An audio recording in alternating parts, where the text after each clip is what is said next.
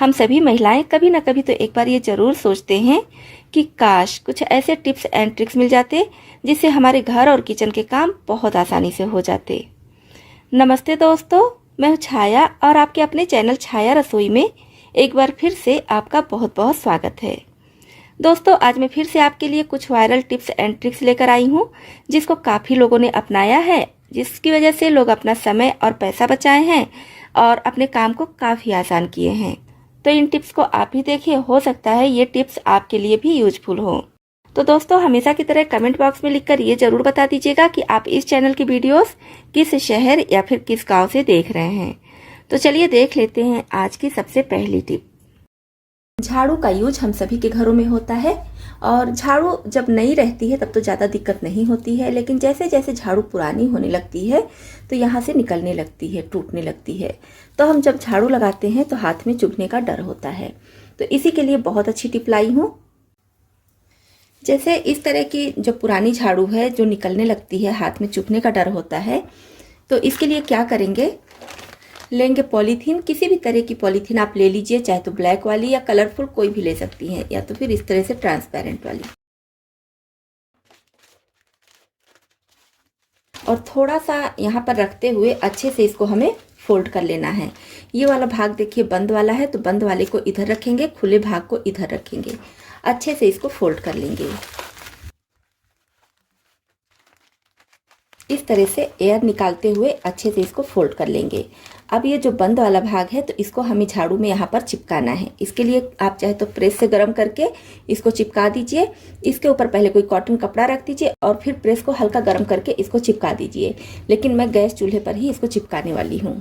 इस तरह से पहले हम गैस को ऑन कर लेंगे और साथ में रखेंगे कोई पुराना कपड़ा। ध्यान रखिए कि कॉटन का कपड़ा लेना है, कॉटन कपड़ा। अब क्या करेंगे, फ्लेम लो करेंगे और पॉलीथीन को हल्का सा ऐसे गर्म करेंगे सब तरफ से। जब ये गर्म हो जाए तो बस कपड़े से इस पर चिपका देंगे। इधर भी इसी तरह से गर्म करेंगे और इस तरह से चिपका देंगे। ये देखिए हल्का सा पूरे झाड़ू को इस पर घुमाते हुए गर्म कर देंगे। और ध्यान रखिएगा कि नज़दीक नहीं करना है, नहीं तो पूरा पॉलीथीन पिघल जाएगा। तो ये देखिए कितने अच्छे से इसमें ये फिट हो गया है। ये देखिए अब इसको हम निकालना भी चाहेंगे तो भी आसानी से नहीं निकलेगा, इतने अच्छे से ये चिपक जाता है। बस आपको ध्यान रखना है कि झाड़ू को बहुत गैस के नज़दीक नहीं रखना है, नहीं तो पूरा पॉलीथीन पिघल जाएगा। तो हमें हल्का हल्का सा इसको पिघालना है जिससे कि ये चिपक जाए, लेकिन पिघल कर फटे नहीं, अलग ना हो। तो इस तरह से झाड़ू पर बहुत अच्छे से ये चिपक जाएगा। तो आपकी भी अगर झाड़ू पुरानी हो चुकी है, झाड़ू लगाने में दिक्कत होती है, तो इस टिप को जरूर अपनाएं। घर में पॉलीथीन तो होता ही है, किसी भी पॉलीथीन को आप इस पर लगाकर अच्छे से चिपका दीजिए, फिर आप झाड़ू लगाइए तो आपके हाथों में बिल्कुल भी नहीं चुभेगा।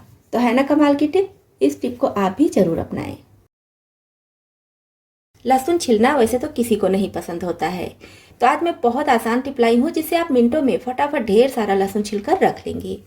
तो इसके लिए मैं देखिए बड़े साइज का लहसुन ली हूँ, लेकिन आपके पास छोटे साइज का है तो छोटे साइज पर भी इस टिप को अपना सकती हैं। तो लहसुन को हम अलग कर लेंगे, इसका जो बंच होता है उससे पहले हम इसको अलग कर लेंगे। अब इसको डालेंगे किसी ग्लास या फिर बाउल में। मैं यहाँ पर स्टील का कप ली हूँ, आप कप भी ले सकते हैं, कांच का कप है तो वो भी ले सकते हैं।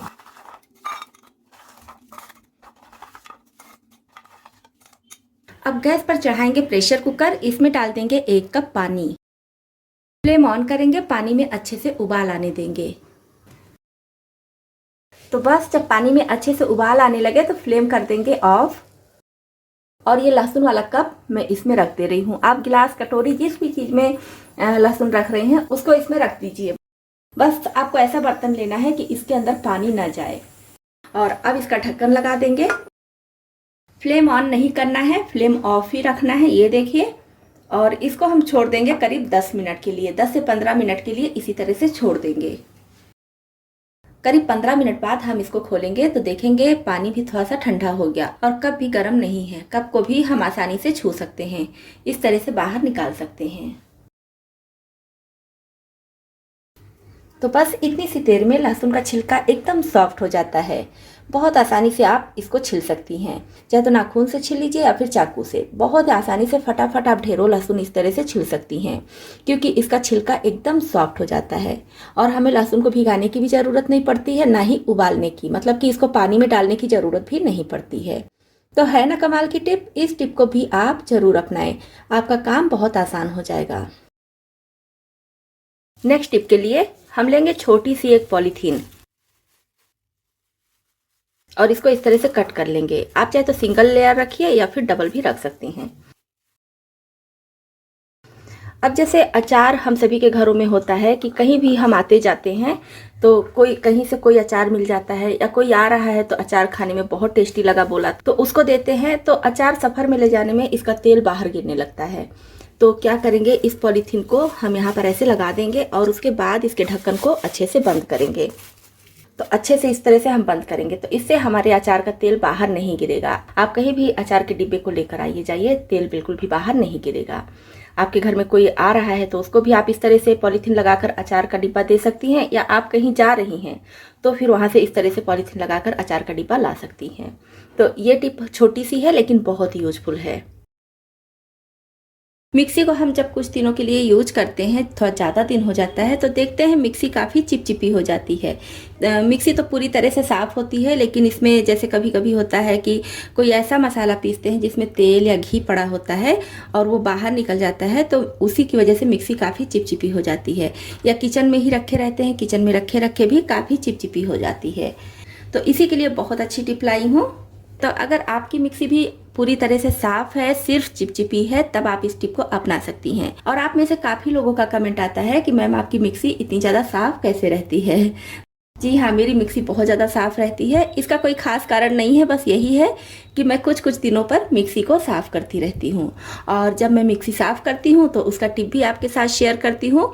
तो उन सारे टिप को आप देखकर अपनी भी मिक्सी इसी तरह से साफ़ रख सकती हैं, साफ़ कर सकती हैं। आपकी मिक्सी भी जैसे मेरी मिक्सी इतनी पुरानी होने के बावजूद भी नई जैसी लग रही है वैसे ही लगेगी। तो हम लेंगे कोई भी टेल्कम पाउडर, जो भी आपके घर में पाउडर आसानी से मिल जाए वो पाउडर ले लीजिए। एक्सपायर है तो भी चलेगा, कोई दिक्कत नहीं है। और थोड़ा सा पाउडर हम मिक्सी के ऊपर इस तरह से डाल देंगे। तो मेरी मिक्सी तो ऐसे साफ़ है क्योंकि मैं पहले ही बताई कि कुछ कुछ दिनों पर मैं इसको साफ़ करती रहती हूँ, तो ये बहुत ज़्यादा चिपचिपी नहीं है, इसलिए मैं थोड़ा ही टेल्कम पाउडर ली हूँ। आपकी अगर बहुत ज़्यादा चिपचिपी है तो थोड़ा सा और ले लीजिए।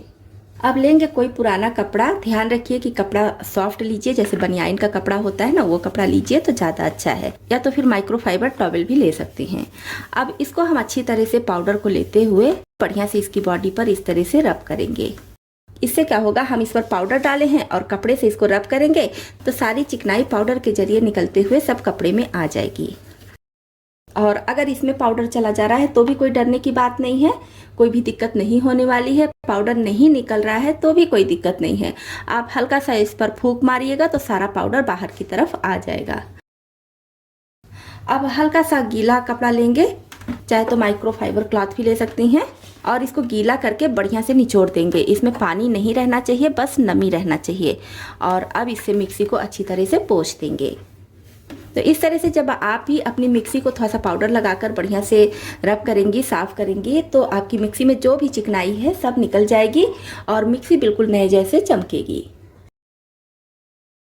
अक्सर हम मार्केट से बिस्किट का पैकेट लेकर आते हैं, तो बिस्किट जब निकालते हैं तो ये पैकेट फट जाता है। अब अगर हम इसमें बिस्किट ऐसे ही पड़े रहने देंगे तो बिस्किट सॉफ्ट हो जाएगा।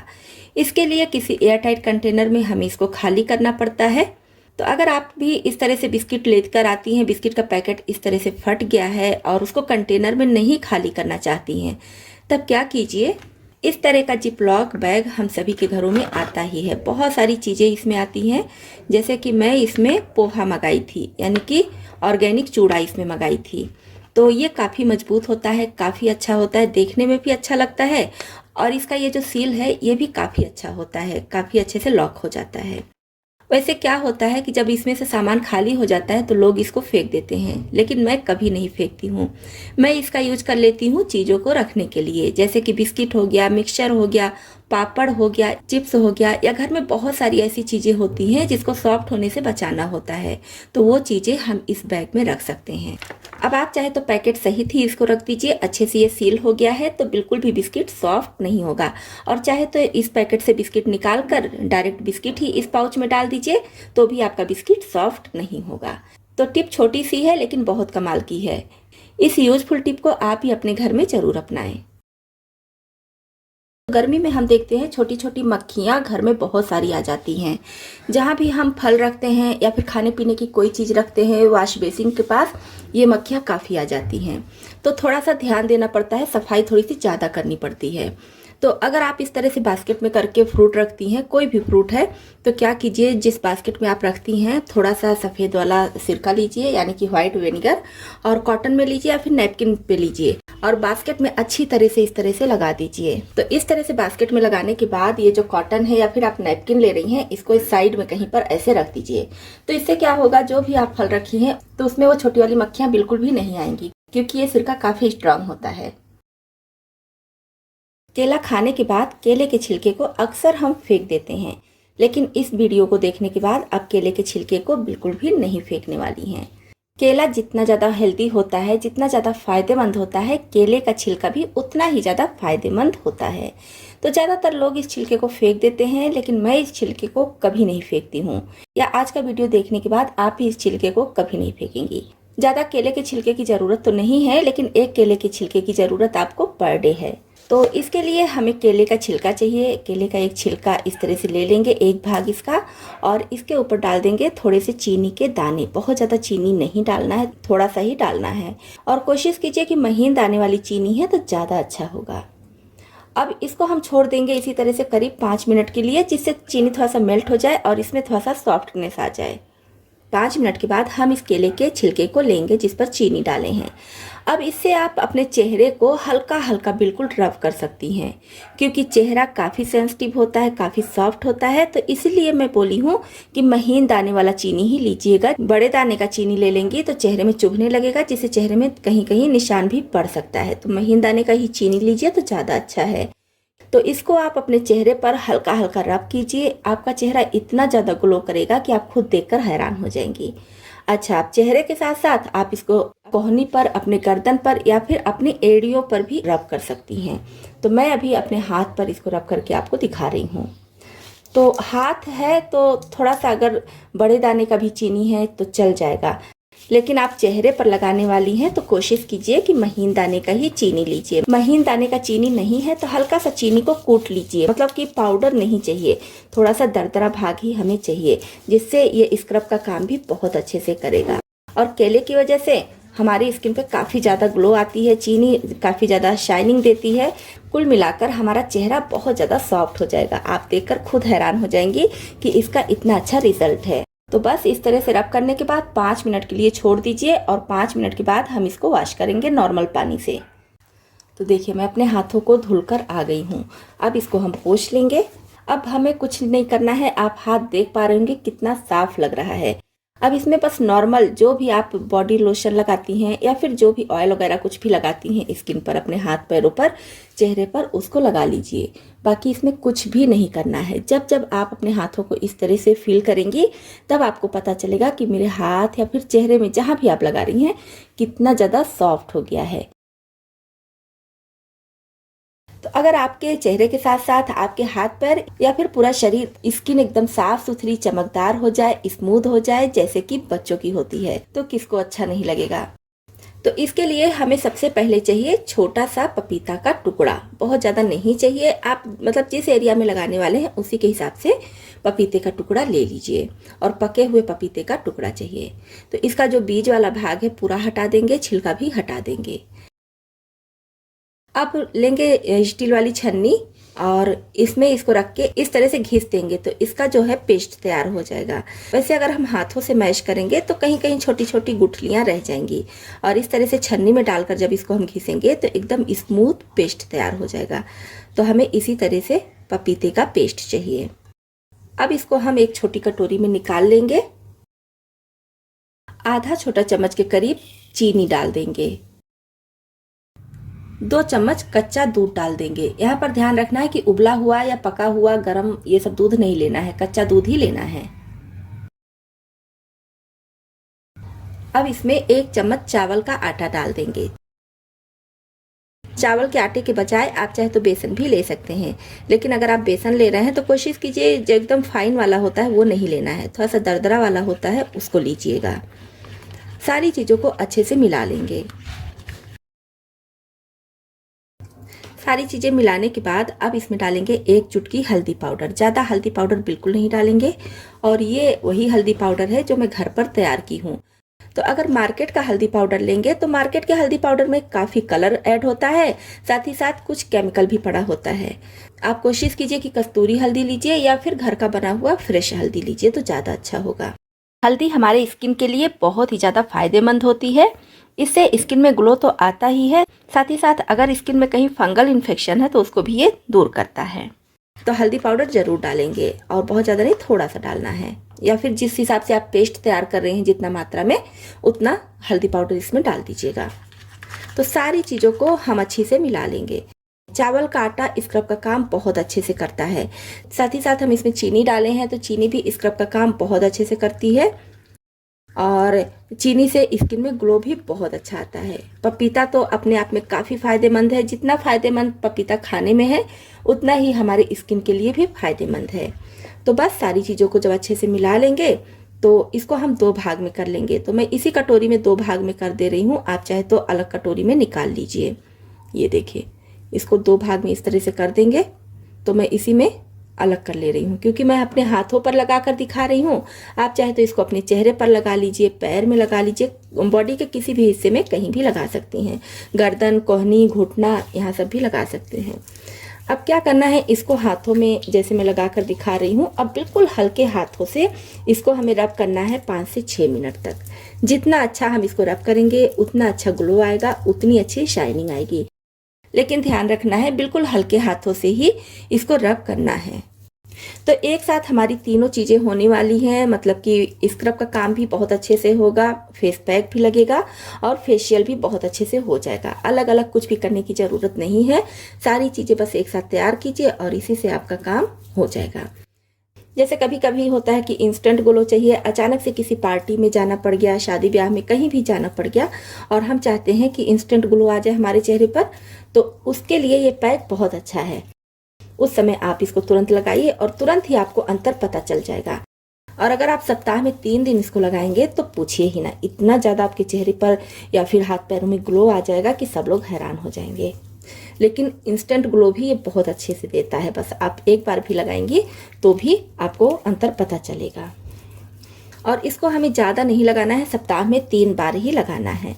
तो कुछ देर हम इसको हल्के हाथ से ऐसे रब करेंगे तो देखेंगे काफ़ी स्टिकी हो गया है, क्योंकि इसमें हम चीनी डाले हैं और पपीता हल्का सा सूखने के बाद खुद ही स्टिकी हो जाता है। तो इस तरह से हम इसको हल्के हाथ से रब करेंगे, जिससे जितनी भी डेड स्किन है वो निकल जाएगी। तो बस 5 मिनट के लिए हम इसको रब करेंगे और उसके बाद जो बचा हुआ पेस्ट रहेगा, हाथ को धुलेंगे नहीं, या फिर आप चेहरे पर लगा रही हैं तो चेहरे को धुलिएगा नहीं। बचा हुआ जो पेस्ट है इसको इस तरह से पैक की तरह लगा लेंगे। ये देखिए, फेस पैक जैसे हम चेहरे पर लगाते हैं ना, उस तरह से इसको लगा लेंगे चेहरे पर। तो बस इस तरह से फेस पैक की तरह लगाकर इसको छोड़ देंगे 5 मिनट के लिए। 5 मिनट में ये सूख जाता है, पूरी तरह से तो नहीं सूखता है लेकिन थोड़ा बहुत सूख जाता है। 5 मिनट के बाद हम इसको हटाएंगे। और अगर आप इसको चाहेंगे कि पूरी तरह से ये सूख जाए तो ऐसा नहीं होता है, ये थोड़ा सा गीला रहता ही है, क्योंकि इसमें पपाया है और चीनी भी डाले हैं तो पूरी तरह से सूखता नहीं है। हाँ, आपको पता चलेगा 5 मिनट होते होते कि थोड़ा सा खींचने लगा है, तो इसी तरह से ये रहेगा। अब 5 मिनट बाद हम क्या करेंगे, इसको निकाल देंगे। तो इसको निकालने के लिए चम्मच का यूज करेंगे। चम्मच से जब हम इसको निकालेंगे तो क्या होगा कि पानी का खर्चा कम हो जाएगा। अगर हम डायरेक्ट इसको टैप के नीचे रख के धुलने लगेंगे तो पानी का यूज ज़्यादा होता है। तो इस तरह से पहले हम चम्मच से इसको निकाल देंगे, जो भी पेस्ट है हल्के हाथ से निकाल देंगे। अगर आप अपने चेहरे पर लगा रही हैं तो चेहरे से भी इस तरह से निकाल दीजिए और बिल्कुल हल्के हाथ से निकालेंगे, स्पून को प्रेस करके नहीं निकालेंगे। ये देखिए, इस तरह से पहले हम चम्मच से निकाल देंगे। तो जब हम स्पून से पहले इस पेस्ट को निकाल देंगे बाहर तो पानी का भी बचत होगा और इसको निकालने में ज़्यादा समय भी नहीं लगेगा। तो बस इस तरह से निकालने के बाद अब हाथ को धुलकर दिखा रही हूँ। नॉर्मल पानी से ही धुलना है, साबुन वगैरह कुछ भी लगाने की ज़रूरत नहीं है। तो ये देखिए, मैं अपने हाथों को वॉश करके आ गई हूँ, नॉर्मल पानी से वॉश की हूँ और आपको ग्लो खुद दिख रहा होगा। इंस्टेंट ग्लो करता है ये। अगर आप सप्ताह में 3 बार इसको करेंगी तो पूछिए ही मत, इतना ज़्यादा आपका स्किन साफ सुथरा चमकदार हो जाएगा, आप खुद हैरान हो जाएंगी। पानी सूख जाए इसका तो क्या करेंगे, जहाँ पर भी आप अप्लाई की हैं उसके हिसाब से रोज़ वाटर ले लीजिए और इस तरह से लगा लीजिए अपने हाथों में। तो दोस्तों इस होम रेमेडी को आप जरूर अपनाइए, आप इसका रिजल्ट देखकर हैरान हो जाएंगी। आपको यकीन ही नहीं होगा कि इतना अच्छा ये वर्क करता है। कुछ ज़्यादा खर्चा भी नहीं है, सारी चीज़ें आपके किचन में आपके घर में होंगी ही, तो इसको आप भी अपनाइए। तो दोस्तों आपको इसमें से कौन सी टिप ज़्यादा पसंद आई और कौन सी पहले से पता थी, कमेंट बॉक्स में लिखकर जरूर बताइएगा। इसी तरह से और भी ज़्यादा यूजफुल टिप्स एंड ट्रिक्स देखने के लिए, और अगर आप चैनल पर नए आए हैं तो हमारी यूट्यूब फैमिली में शामिल होने के लिए इस चैनल को सब्सक्राइब भी कर लीजिएगा।